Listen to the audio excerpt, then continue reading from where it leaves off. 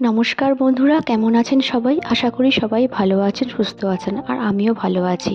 তো আজকে লাঞ্চে বানিয়েছিলাম হাতে মাখা মুসুরির ডাল। খেতে কিন্তু অপূর্ব হয়েছিল।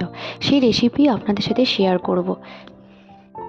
এখানে আমি নিয়ে নিয়েছি প্রায় 150 গ্রাম মতন মুসুরির ডাল। খুব ভালো করে ধুয়ে নিয়েছি, আর তার সাথে দুটো আলু ছোট মিডিয়াম সাইজের, আর 4 থেকে 5টা কাঁচা লঙ্কা এভাবে চিড়ে নিয়েছি, আর দুটো পেঁয়াজ আর একটা টমেটো।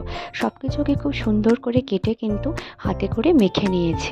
এবারে কড়াইতে নিয়ে নিয়েছি অল্প তেল, এই 2 থেকে 3 চামচ মতন। তেলটা একটু গরম হলে ওর মধ্যে সামান্য গোটা জিরে আর সামান্য পাঁচফোড়ন দিলাম, আর সাথে দিলাম দুটো শুকনো লঙ্কা আর 4 থেকে 5টা রসুনের কোয়া। এবারে একটু হালকা করে রসুনটাকে ভেজে নেব যাতে গন্ধটা আসে। এরপরে যে মুসুরির ডালটা হাতে মেখেছিলাম সেটা কিন্তু দিয়ে দেব। এবারে একটু ভালো করে ভাজতে হবে। এই 3 থেকে 4 মিনিট মতন একটু ভাজা ভাজা করতে হবে।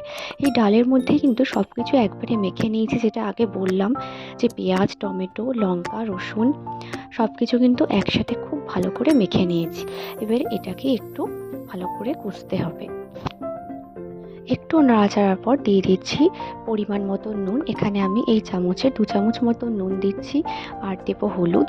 এই চামচেরই 1 চামচ মতন হলুদ গুঁড়ো দিয়ে দিচ্ছি, আর দেবো 1 চামচ মতন জিরে গুঁড়ো।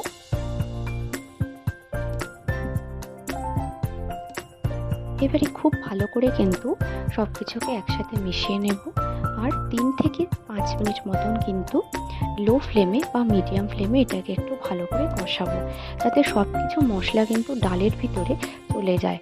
তো এইভাবে কিন্তু সহজভাবে সুস্বাদু ডাল রান্না করা যায়। খুবই সুন্দর লাগে খেতে, অসাধারণ টেস্টি হয়।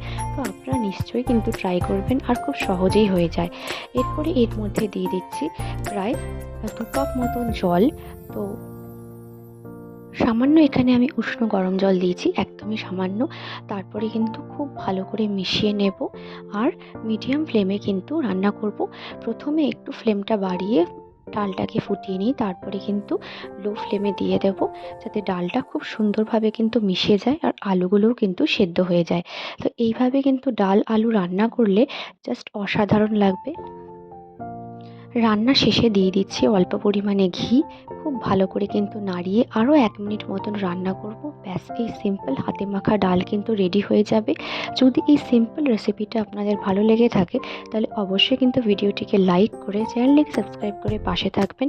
দেখা হচ্ছে পরের ভিডিওতে। Till then bye, thanks for watching.